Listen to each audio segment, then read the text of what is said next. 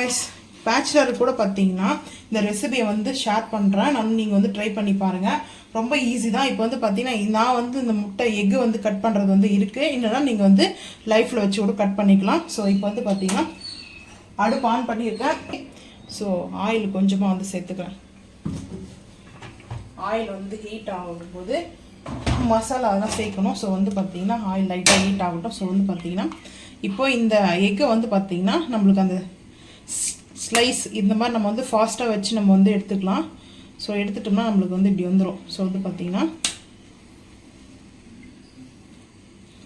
First egg நான் வந்து எடுத்திருக்கேன். நான் வந்து 4 எக்கு எடுத்திருக்கேன். 4 எக் எடுத்திருக்கேன். ஸோ வந்து பார்த்தீங்கன்னா கட் பண்ணி எடுத்துக்கலாம்.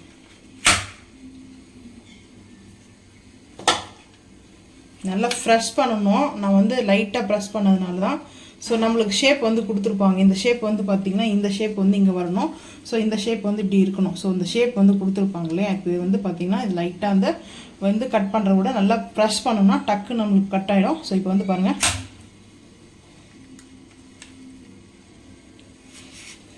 இது வந்து பார்த்திங்கன்னா நான் கட் பண்ணிக்கிது பாருங்கள் எப்படி இருக்குது சொல்லிட்டு. ஸோ இந்த மாதிரி தான் வந்து ஸ்லைஸாக வரும். ஸோ உங்களுக்காக நான் வந்து இப்படி எடுத்து காமிக்கிறேன் பாருங்கள். ஸோ இதுலேயுமே இன்னொரு கட் வந்திருக்கும். ஸோ இந்த மாதிரி ஒரு எக்கு வச்சு பார்த்தீங்கன்னா இது வந்து எக்கு கிரேவி எக் மசாலாலாம் வந்து பண்ணலாம். ஸோ மாதிரி வந்து கட் பண்ணி எடுத்தாச்சு.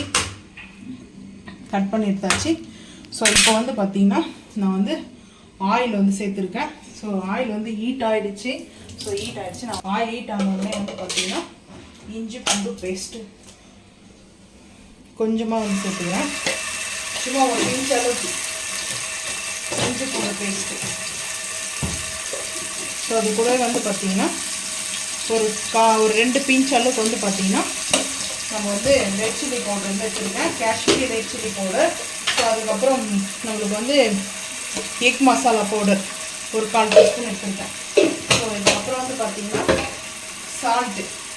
சால்ட்டு தேவையான அளவுக்கு சால்ட்டு. ஸோ சால்ட்டு சேர்த்தாச்சு. ஸோ அதுக்கப்புறம் பெப்பரும் நான் இதுலேயுமே சேர்த்துட்டேன். ஸோ சேர்த்துட்டு வந்து பார்த்திங்கன்னா இது வந்து அப்படியே மிக்ஸ் பண்ணிக்கலாம்.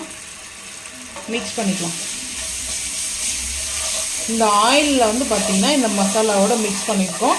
பட் இந்த மசாலாவோட நல்லா வந்து மிக்ஸ் பண்ணதுக்கப்புறம் வந்து பார்த்திங்கன்னா இப்போது நம்ம இந்த எக்கு கட் பண்ணி வச்சுருக்கிற எக்கெல்லாம் வந்து பார்த்திங்கன்னா நம்ம இப்படி வந்து சேர்த்துக்கலாம்.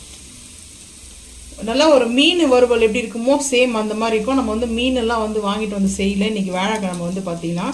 ஸோ நான் வந்து இந்த எக்கு வச்சு தான் செஞ்சிட்ருக்கேன். ஸோ இந்த எக்கு வந்து பார்த்திங்கன்னா இந்த ஸ்லைஸ் வந்து நம்மளுக்கு வேணும்னா நம்ம ஸ்லைஸ் இந்த மாதிரி வந்து மெடிஸாக வந்து நம்ம ஸ்லைஸ் வந்து நம்ம லைஃப் வச்சு நம்ம கட் பண்ணி எடுத்துக்கலாம். நான் வந்து பார்த்திங்கன்னா இது அப்படியே வந்து லைட்டாக சாட்டேஜ் பண்ணிவிட்டு ஸோ ரொம்ப சூப்பராக இருக்கும். இது வந்து சாம்பார் இருக்குது, நேற்று வச்சது சாம்பார் இருக்குது. ஸோ அதனால் வந்து இந்த எக்கோடைய பிளான் என்னை வந்து சூஸ் பண்ணதுக்கு ரீசனே வந்தது தான். ஸோ வந்து பாருங்கள், நம்ம வந்து அப்படியே வந்து எடுத்துலாம் வந்து போட முடியாது. இந்த மாதிரி வந்து எடுத்து நம்ம அப்படியே வந்து கூட வச்சு இது பண்ணிக்கலாம். ஸோ வந்து இந்த மசாலாவோட நல்லா மிக்ஸ் ஆனது தான் நான் வந்து இந்த மாதிரி பண்ணியிருக்கேன். ஸோ சூப்பராக வந்து பாருங்கள் அந்த எக்கு இவ்வளோ சூப்பராக வந்துருக்குது. ஸோ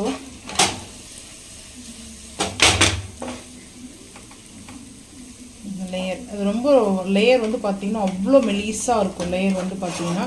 ஸோ இந்த மாதிரிலாம் வந்து கட் பண்ணி தான் சாப்பிட்ணுமா அப்படின்னு நினச்சிங்கன்னா அது உங்களுடைய விருப்பம். ஏன்னா ரெஸ்டாரண்ட்லேயும் நம்ம வந்து ட்ரை பண்ணுவாங்க இல்லையா, நம்ம வந்து இந்த மாதிரி ரொம்ப லேஸ் கட்டிங்கில் வந்து பார்த்திங்கன்னா எக்கு மசாலா வந்து கிடைக்கும். ஸோ இப்போ நான் லைட்டாக வந்து பார்த்திங்கன்னா கொரியண்டர் வந்து சேர்த்துக்கிறேன். ஸோ நல்லா இப்படி சாட்டேஜ் பண்ணிவிட்டு ரொம்ப ஈஸி தான். இந்த மசாலாவோட சேர்த்து செட் ஆகிடுச்சு, அவ்வளோதான். நம்ம இப்போ வந்து பார்த்திங்கன்னா அடுப்பை வந்து ஆஃப் பண்ணிடலாம். ஸோ இது வந்து எக் மசாலா. இது வந்து பார்த்திங்கன்னா நம்மளுக்கு அப்படியே வேணும்னா ஈவினிங் ஸ்நாக்ஸாக வந்து சாப்பிட்லாம். அப்படி இல்லைன்னா வந்து பார்த்திங்கன்னா நம்மளுக்கு சப்பாத்தியில் ரோல் பண்ணி சாப்பிட்லாம். ரொம்ப சூப்பராக இருக்கும். ஸோ ரசம் வச்சுட்டு ரசம் இல்லை, நான் வந்து பார்த்திங்கன்னா சாம்பாருக்கு வந்து சைடிஷாக வந்து யூஸ் பண்ணுறதுக்காக தான் நான் வந்து சாப்பிட்றதுக்காக தான் எடுத்துருக்கேன். ஸோ இப்போ வந்து பார்த்திங்கன்னா ஃபைனலாக அடுப்பு ஆஃப் பண்ணிவிட்டு அப்படியே ஒரு பிளேட்டுக்கு வந்து ட்ரான்ஸ்ஃபர் பண்ணிடலாம்.